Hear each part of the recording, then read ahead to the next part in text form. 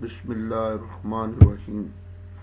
میں ڈاکٹر خالد مبین اپنے طالب علموں کے لیے علم بیان کی 4 میں سے پہلی قسم تشبیہ لے کر حاضر ہوا ہوں۔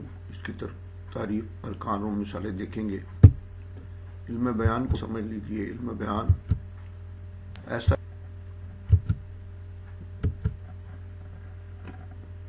سے مراد ایسا علم ہے جس میں ایک بات کو 9 طریقوں سے بیان کیا جائے۔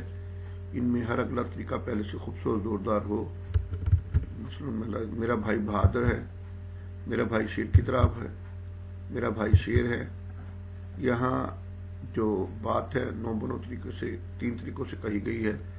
پہلے بھائی کی بہادری بیان کی گئی ہے، دوسرے میں بہادری کے ساتھ ساتھ اسے تشبیہ دی گئی ہے، اور تیسرے میں بہادری پر زور دیتے ہوئے وہ اعلیٰ صفات کی حامل چیز کہہ کر پکارا گیا ہے، جسے استعارہ کہتے ہیں۔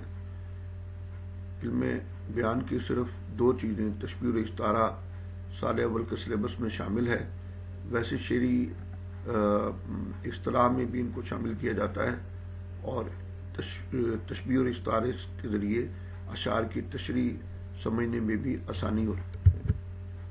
تشبیہ یہ عربی زبان کے لفظ شبہ سے ماخوذ ہے، جس کے لغوی معنی کی طرح کا ہونا، جیسا قرار دینے کے ہیں۔ جس چیز کو دوسری چیز جیسا قرار دیا جائے وہ چیز اس خوبی میں ادنا درجہ رکھتی ہو، جبکہ جس چیز کی مانند قرار دیا جائے وہ اس خوبی میں اعلیٰ درجہ رکھتی ہو۔ اصطلاحی طور پر اس کی تعریف کئی تعریفیں ہیں، لیکن پہلی تعریف یہ ہے کہ کسی ایک چیز کو مشترک صفت کی بنا پر دوسری کے مانند قرار دینا تشبیہ ہے، یا کسی ایک ادنا چیز کو مشترک صفت کی بنا پر دوسری اعلیٰ چیز کی مانند قرار دینا تشبیہ ہے۔ کسی ایک چیز کو دوسری کی مانند قرار دینا بشرط کہ دوسری میں وہ خوبی زیادہ ہو تشبیہ کہلاتی ہے۔ یہاں مثال دیکھیے، میرا بھائی شیر کی طرح بہادر ہے۔ صاف ظاہر ہے کہ میرا بھائی بہادری میں شیر کا مقابلہ نہیں کر سکتا۔ تمہاری حالت فقیروں جیسی ہے۔ اب فقیروں جیسی کمزور حالت بیان کی گئی، مقابلہ کیا گیا۔ ارکان تشبیہ کا عمل 5 ارکان سے مل کر مکمل ہوتا ہے۔ یہ 5 ارکان میں پہلا رکن مشبہ ہے، وہ ادنی صفات والی شے جسے دوسری کے مانند قرار دیا گیا ہو۔ مثلا اوپر کی مثال میں میرا بھائی اور تم مشبہ ہیں۔ اب مشبہ بے تلفظ، مشبہ بے والا اور مسلمہ صفت والی شے جس کے مانند کوئی دوسری چیز قرار دی گئی ہو۔ مثلا اوپر کی مثالوں میں شیر اور فقیر مشبہ بے ہیں۔ حروف تشبیہ وہ حروف جو ایک چیز کو کی دوسری کے مانند قرار دینے کے لیے استعمال ہوں۔ مثلا اوپر کی مثالوں میں طرح اور جیسی حروف تشبیہ ہیں۔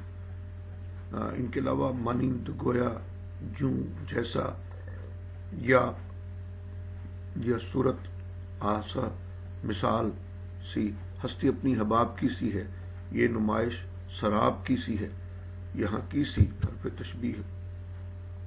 وجہ تشبیہ یا وجہ شبہ وہ صفت جو مشبہ اور مشبہ بے میں مشترک ہو، وجہ تشبیہ یا وجہ شبہ کہلاتی ہے۔ مثلا میرا بیٹا چاند کی مانند خوبصورت ہے، یہاں خوبصورتی وجہ تشبیہ ہے یا وجہ شبہ ہے۔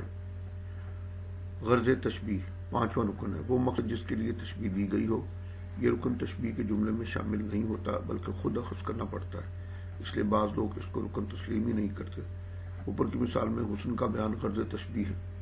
5 ارکان ہیں: مشبہ، مشبہ بے، حروف تشبیہ، وجہ تشبیہ، غرض تشبیہ۔ انہیں مشبہ، مشبہ بے، حروف شبہ، وجہ شبہ، غرض شبہ بھی کہتے ہیں۔ مشبہ اور مشبہ بے کو طرفین تشبیہ کہتے ہیں۔ تشبیہ کی مثالیں دیکھیے، ہم کسی راہ سے واقف نہیں جو نور نظر، رہنما تو ہی تو ہوتا ہے جدھر جاتے ہیں۔ یہاں اگر ان کو الگ الگ کیا جائے تو ہم مشبہ ہے، کسی راہ سے واقف نہیں، وجہ شبہ، جوں حرف شبہ، نور نظر مشبہ بے، اپنے آپ کو ناواقف ثابت کرنا غرض تشبیہ یا غرض شبہ ہے۔ جو شمع جمع ہوئے گر اہل زباں ہزار، آپس میں چاہیے کہ کبھی گفتگو نہ ہو۔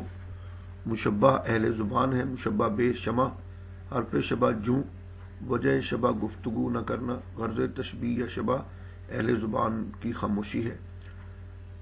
اگلا شعر دیکھیے، ابر کی طرح سے کر دیویں گے عالم کو نہال، ہم جدھر جاویں گے یہ دیدہ گریاں لے کر. ابر بادل دیدہ گریاں روتی آنکھ. مشبہ دیدہ گریاں ہے. مشبہ بے ابر ہے. حرف شبہ یا تشبیہ طرح. وجہ تشبیہ پانی برسنا. غرض تشبیہ بہت زیادہ آنسو بہانے کا ذکر. ناز کی اس کے لب کی کیا کہیے. پنکھڑی گلاب کی سی ہے. مشبہ لب ہے. مشبہ بے پنکھڑی کی گلاب. حرف تشبیہ کی سی ہے. وجہ تشبیہ ناز کی. غرض تشبیہ خوبصورتی کا بیان. ہستی اپنی حباب کی سی ہے. یہ نمائش سراب کی سی. اس میں دیکھیے ذرا. مشبہ ہستی.